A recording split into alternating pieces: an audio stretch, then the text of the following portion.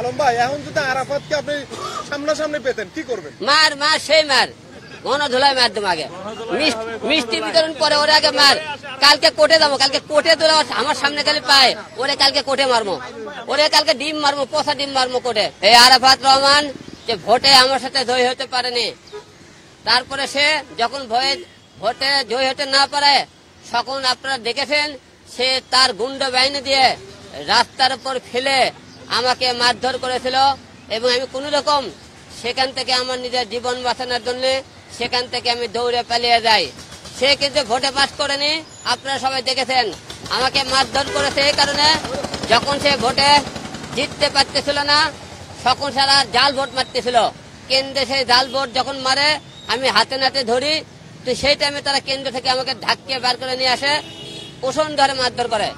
আজকে আমি ভীষণভাবে খুশি এবং শুধু আমি একা না, দেশের জনগণ সবাই খুশি যে এইরকম একটা লোককে ধরা পড়েছে।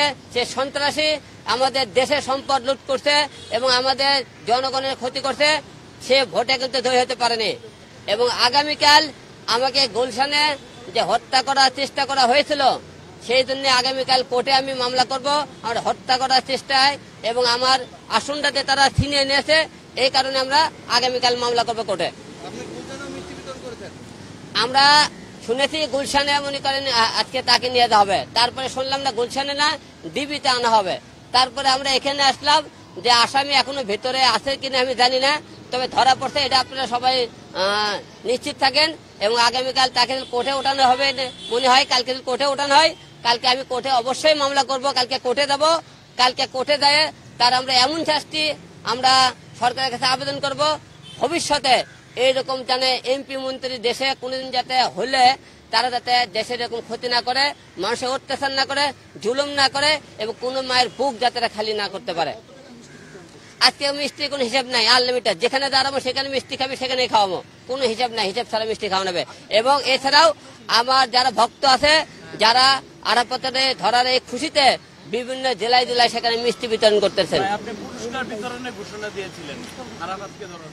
আমি পুরস্কার দেয়নি, ওরা অন্য কেউ দিয়েছে, আমি তার খালি ধরার অপেক্ষায় ছিলাম, ওরা খুঁজতেছিলাম। ওরে আমি ধরলে মনে করেন একটাই চাওয়া, তাকে মনে করেন মামলা দেব, তার নামে শাস্তি এবং এমন শাস্তি, এই শাস্তি যার দেখে ভবিষ্যতে যারা এমপি মন্ত্রী হবে যাতে দেশের মানুষের ক্ষতি না করতে পারে। তারা সবাই খুশি, তারা আনন্দে মিষ্টি খাইতেছে এবং তারা নিজেরাও নিজের পকেট থেকে টাকা দিয়ে মিষ্টি খাওয়াইতেছে জনগণকে।